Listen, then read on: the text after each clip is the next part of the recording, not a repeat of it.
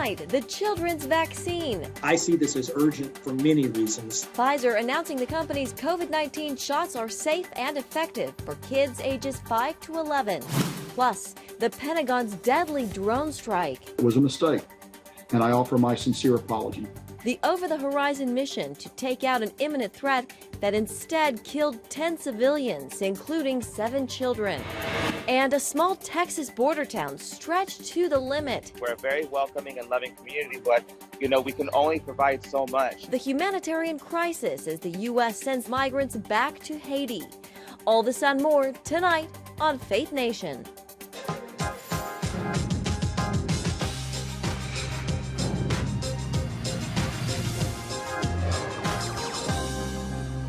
The results of vaccines on young kids are finally in. Welcome to Faith Nation. I'm John Jessup. Good evening. I'm Jenna Browder. Pfizer says its vaccine is safe and effective for kids 5 to 11 years old, but still no FDA approval. Just last week, the agency denied Pfizer's request to greenlight booster shots. To underscore the impact, kids now account for more than 1 in 5 new cases. CBN's Brody Carter has the latest developments on the fight against the virus. Brody? Jenna, it's still too soon to inoculate children. First, the data, which was not made public, needs to be reviewed by the FDA. However, Pfizer says a trial study showed promise among children ages 5 to 11. And although there have been inroads made by masking and doing other things, we're still not where we need to be for children to be able to grow up and have a full childhood and all the way through adolescence.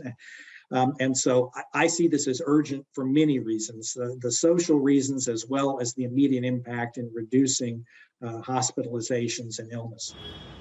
There's pivotal study. It took into place 2,200 children, injecting them with 1/3 of the amount of a dose normally given to adults. The company says despite minor side effects, the shot is safe, well tolerated, showing robust antibodies in adolescent subjects. Results for children under 5 are expected to come later this year. The announcement comes as kids head back to school and juvenile cases are on the rise. But just last week, an independent panel under the FDA denied Pfizer's request to administer booster shots to all people ages 16 and up, 6 months after the second dose is given. Now, the company's booster data will now have to pass the CDC's independent panel of regulators before the FDA can make their final decision. Dr. Anthony Fauci says Moderna and J&J booster shots, that data could undergo the same rigorous process in the coming weeks. In early November, we'll be putting in place strict protocols to prevent the spread of COVID-19 from passengers flying internationally into the United States by requiring that adult foreign nationals traveling to the United States be fully vaccinated. Well, the Biden administration announced they will reopen the United States to fully vaccinated international travelers. That move will help reconnect families and employees from businesses separated by pandemic restrictions. The global surge in cases has leveled off, still averaging 540,000 new cases per day and almost 9,000 deaths each day as well. More than 5.5 billion vaccine doses have been distributed worldwide. Now, the push to vaccinate poorer countries continues. John, Jenna, back to you. All right, Brody Carter, thank you very much. Well, a tragic mistake. In a shocking admission, the Pentagon now saying the drone strike in Kabul during the U.S. withdrawal from Afghanistan hit an aid worker and his family, not an ISIS-K member. Fallout over the botched attack is deepening, even as the surviving family members and friends say an apology isn't enough. CBN national security correspondent Caitlin Burke joins us now. Caitlin, as a reminder, we're talking about 10 innocent civilians who were killed, including 7 children. That deadly mistake sparking a Pentagon review of the CENTCOM investigation into the strike, plus renewing the debate over using the over-horizon capabilities as a counterterrorism strategy. This strike was taken in the earnest belief that it would prevent an imminent threat to our forces and the evacuees at the airport. But it was a mistake, and I offer my sincere apology. Instead of taking out terrorists, however, the U.S. Hellfire missile killed 10 members of the Ahmadi family. including Amal Ahmadi's 3-year-old daughter, Malika. I want to for the USA that according to the law of the USA that they should punish 2 persons targeted innocent children, innocent person at my home. The driver of the targeted vehicle was Zamarai Ahmadi, a longtime aid worker with a U.S.-based group. Rather than carrying explosives, it's believed his car was full of water bottles for his family. Wahid al-Zahir, a former co-worker of Ahmadi's, tells CBN News his colleague was passionate about humanitarian work. He was working with the Nutrition Education International, and he was just providing service to the teenager boys and women to end the malnutrition. For days after the drone strike, the Pentagon insisted it had hit its intended target. At this point, we think that the procedures were correctly followed and it was a righteous strike. And President Biden used the strike as an example of a new over-the-horizon counterterrorism strategy. We can strike terrorists and targets without American boots on the ground, or very few if needed. We've shown that capacity just in the last week. We struck ISIS-K remotely, days after they murdered 13 of our service members and dozens of innocent Afghans. The New York Times first raised concerns that civilians had been killed in the strike, not terrorists. Zahir says he knew as soon as he saw Ahmadi had been killed that the U.S. had made a mistake. Looking to his background, his attitude, his social attitude with the community, and he was so humble, and yes, I thought he's innocent. On Friday, Secretary of Defense Lloyd Austin officially cleared Mr. Ahmadi's name, saying he had no connections to ISIS-K and that his activities were completely harmless. Austin has ordered a review of the investigation into the drone strike, saying in a written statement that the purpose is to, quote, consider the degree to which the investigation considered all available context and information, the degree to which accountability measures need to be taken and at what level, and the degree to which strike authorities, procedures, and processes need to be altered in the future. In related news, we've received word from Global Catalytic Ministries that the Taliban has issued new laws for women. Among them, that all girls over the age of 20 must be married off. When a girl turns 18, she must be married before going to any kind of university. And women who were working in government offices are now ordered to stay home. John and Jenna. All right, Caitlin Burke, thank you. And here with us now is Michael OHanlon, Senior Fellow and Director of Research in Foreign Policy at the Brookings Institution. Michael, welcome to Faith Nation. Good evening. Let's talk about this failed drone strike. You know, in the wake of the U.S. withdrawal, drone warfare is supposed to be how it deals with terrorism in places like Afghanistan.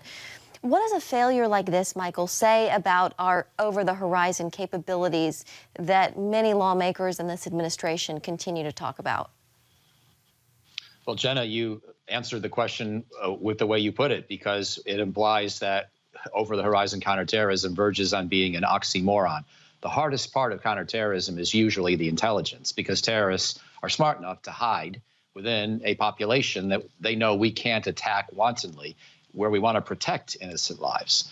And yet, if you're trying to find people from a distance and you don't have assets on the ground to confirm the intelligence, and you also can't necessarily react fast in striking any targets, then you're going to make mistakes like this. Now, of course, in August, we did have assets on the ground that were close by, but we were largely deprived of a full range of combat capabilities. We had already moved out most of our airplanes and our unmanned aerial vehicles. We were already having to fly things in from greater distance. You know, there were mistakes like this even when we had a lot of people on the ground. So let's not overstate it. I don't want to suggest the only reason this happened is because we had largely left the country. But I do believe we have to be braced for this kind of thing in the future. One last caveat, though, is that, of course, in this case, we were trying to protect American lives that we thought might be at acute and immediate risk, based on what had happened just a couple days before with that terrible truck bombing. In most future situations, there may not be quite as much time pressure. So if we're in doubt, we may be able to err on the side of not pulling the trigger with a little bit less concern about putting American lives at jeopardy. Michael, You teed me up perfectly. You know, questions have surfaced about the integrity of the, quote, imminent threat. Is this a failure of things moving forward without U.S. intelligence on the ground in Afghanistan? Well, there's no doubt. You know, if we're going to ask the Taliban for help, the same group that you just reported is now forcing women over 18 to be married before they can go to college and so forth. And that's going to be our partner in getting intelligence on terrorists. You know, I think that we know who we're dealing with here, and the Taliban may not want to plot actively with al-Qaeda because they know that we would retaliate, but they're unlikely to be a fantastic source of information except when it suits their immediate purposes. So, you know, you can listen all you want from satellites for cell phone and satellite phone communication, but that doesn't always work. And so I think we're just going to have to acknowledge that a certain amount of low to mid-level terrorist or extremist activity is now going to happen in Afghanistan, and we're probably never going to know about it. And if we do want to try to prevent it robustly, we're sometimes going to make mistakes like this last tragedy. So it's just a consequence of being gone. It's a reason I thought we should have stayed. But in fairness, there are no perfect solutions here, and any approach has some risk of this kind of tragedy. We've seen these kinds of tragedies all throughout the 20 years when we were on the ground as well. So the strike, it happened on August 29th. Just over a week later, the New York Times published a video expose essentially exonerating the aid worker who was killed by revealing his innocent movements. Michael, if it wasn't for that reporting, do you think the U.S. would have owned up to this mistake? Wow, that's an excellent question. Perhaps a little bit less publicly, perhaps a little bit less, directly and promptly. I think the United States got pretty good in these last 20 years in trying to compensate families, at least financially, to the extent you can ever make partial amends with money when there's a loss of life, which of course you can't. But I think we have tried to show some degree of integrity throughout Republican and Democratic administrations. But we obviously don't like to publicize this. We think it can be beneficial for extremists to be able to point to us as the cause of the violence and the suffering. And so normally, if we can, we handle these sorts of things a little bit more discreetly. All right, Michael O'Hanlon with the Brookings Institution, thank you so much for being with us. Thanks for having me. Coming up, the escalating humanitarian crisis unfolding under a bridge in Texas. How the federal government is responding next on Faith Nation. Welcome back. Well, part of the U.S.-Mexico border is now closed amid a migrant crisis. An estimated 14,000 migrants, many from Haiti, remain in a makeshift camp waiting to be processed by Border Patrol. Thousands more are expected to join them. CBN's Tara Mergener joins us now with more on that. Tara, there's reporting some of them are being deported. That's right, John. All of them entered the U.S. illegally and are expected to try to claim asylum in the U.S.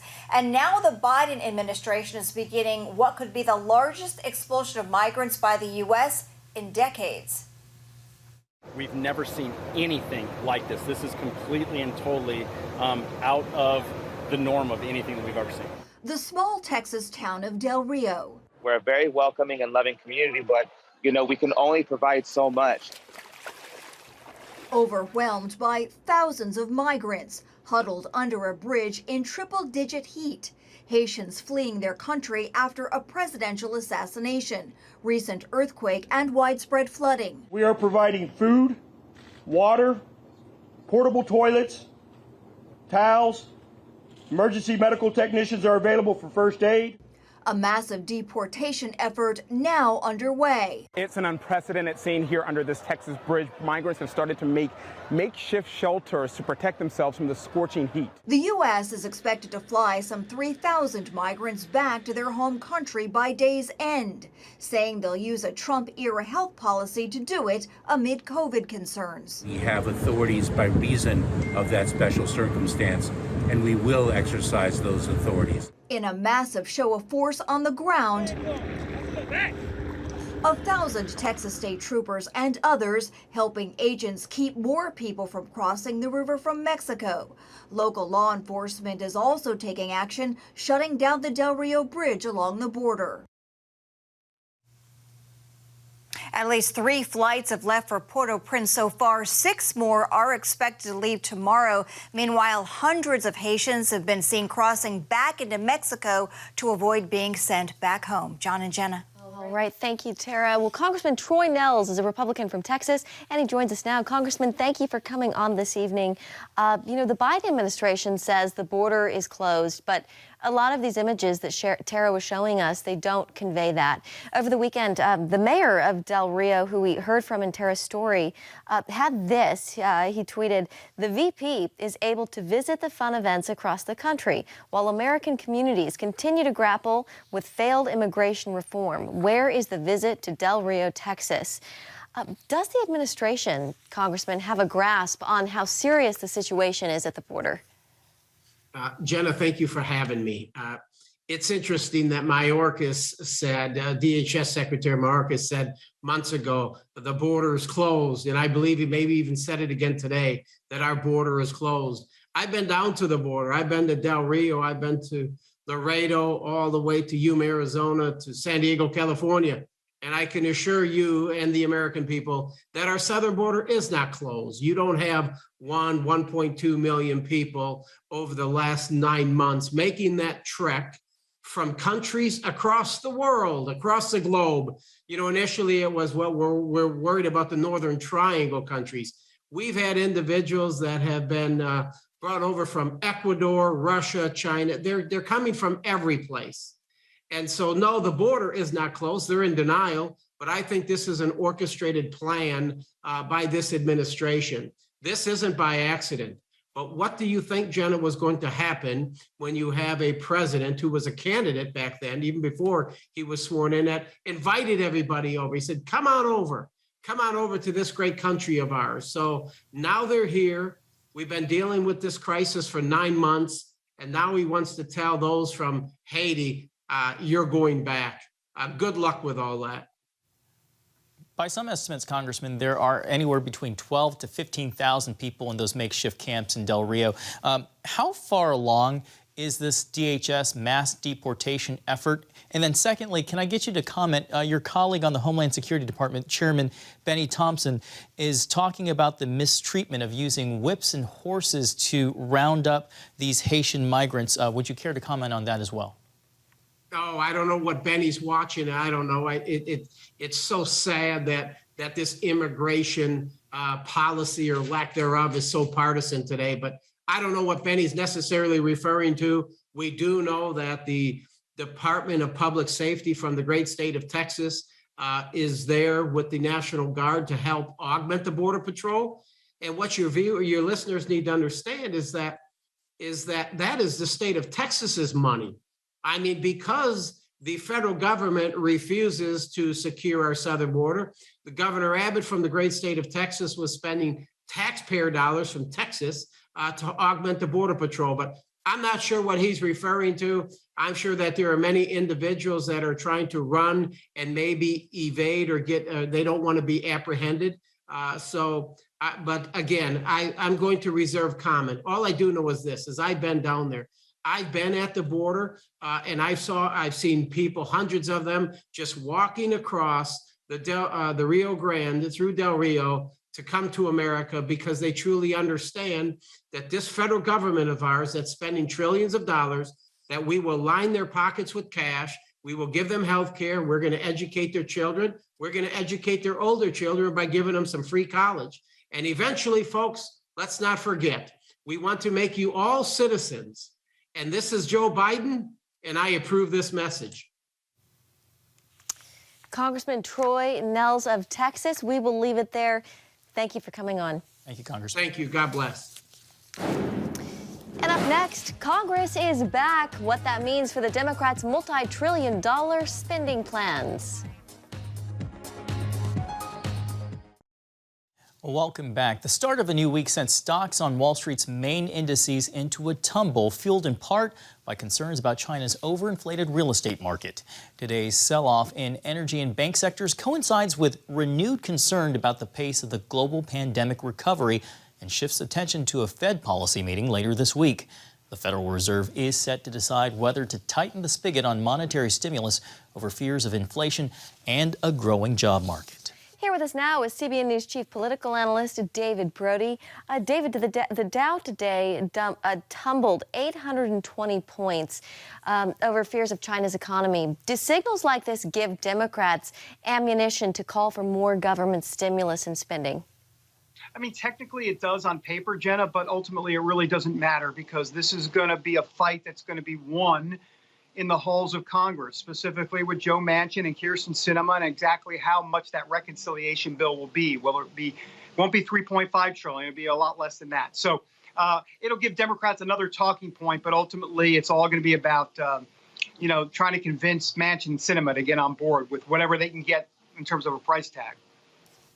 David, from the failed drone strike to the crisis on the border and then France recalling its ambassador over submarine deal with Australia, is the White House in crisis management mode? I guess they are technically. I'm not a big fan, and as you know, guys, when the media kind of makes things a bigger deal than they normally are, I'm the first one to say, hey, you know what, they're blowing things out of proportion. So I don't know if it's crisis mode, but they've got a lot of crises to put out. There's no doubt about it, and they bungled it. I mean, let's be honest. Even Chuck Todd over the weekend, and NBC's Chuck Todd, criticizing the Biden administration for basically saying one thing and doing another, whether it be Afghanistan, and of course now he being Chuck Todd calling it a border crisis. So when do you ever hear someone on NBC calling it a border crisis? Look, even if Chuck Todd turns against you, you got to watch out if you're at the White House. All right, David Brody, it's great to see you. Thank you so much. Thanks. Coming up, a scene residents on this island haven't encountered in 50 years, sending them fleeing for cover. The dramatic images when we return.